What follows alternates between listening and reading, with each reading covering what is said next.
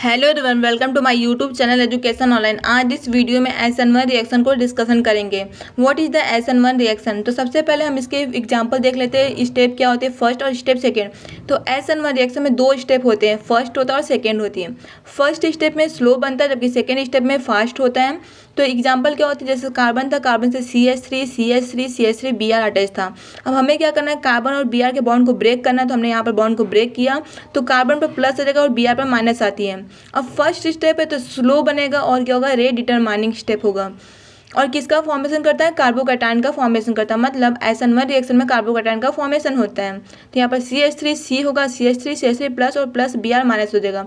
अब ये जो प्लस बना, जो कार्बोकैटायन बना, वो क्या करेगा, स्टेप सेकेंड में आएगा। इस पर हम क्या करेंगे, न्यूक्लियोफिलिक जो होते हैं उसका हम क्या करेंगे, अटैक करवाते हैं। तो OH माइनस का अटैक हम प्लस पर करवाएं तो जो स्टेप सेकेंड में बनता है वो हमारे पास क्या होती है, फास्ट स्टेप होता है। अब ये जब इस पर अटैच होगा, अटैक किया तो ये अटैच हो जाएगा। तो CH3 हो जाएगा, कार्बन के साथ OH अटैच हो गया। अब देखते हैं ऊपर क्या थ्योरी लिखी गई है।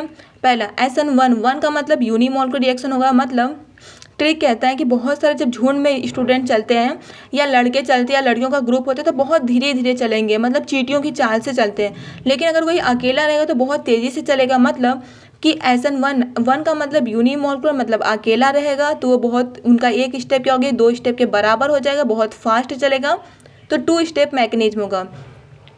SN1 रिएक्शन में 1 का मतलब होती है यूनिमोलकुलर, मतलब अकेला रहेगा तो बहुत तेज़ी से चलेगा, 2 स्टेप मैकेनिज्म होगा। जो फर्स्ट स्टेप होगा वो स्लो होगा एंड जो रेट डिटरमाइनिंग होगा, लेकिन जो सेकेंड स्टेप बनेगा वो हमारे पास फास्ट होगा। फर्स्ट स्टेप स्लो होगा, रेट डिटरमाइनिंग होगा, लेकिन जो सेकेंड स्टेप होगा वो फास्ट होगा। फॉर्मेशन ऑफ कार्बोकैटायन का फॉर्मेशंस करती है। रेसिमाइज को दी प्रोडक्ट इज फॉर्म्ड करेगा। रिएक्शन इज फॉरवर्ड, मतलब जब प्रोडक्ट जो रिएक्टेंट होती है, ये हमारी रिएक्टेंट होती है। रिएक्टेंट से जब प्रोडक्ट बनता है तो ये फॉरवर्ड होता है। जब प्रोडक्ट से रिएक्टेंट बनेगा तो हमारे पास बैकवर्ड होती है। तो reaction is forward by polar क्या होती है, प्रोटिक होगा।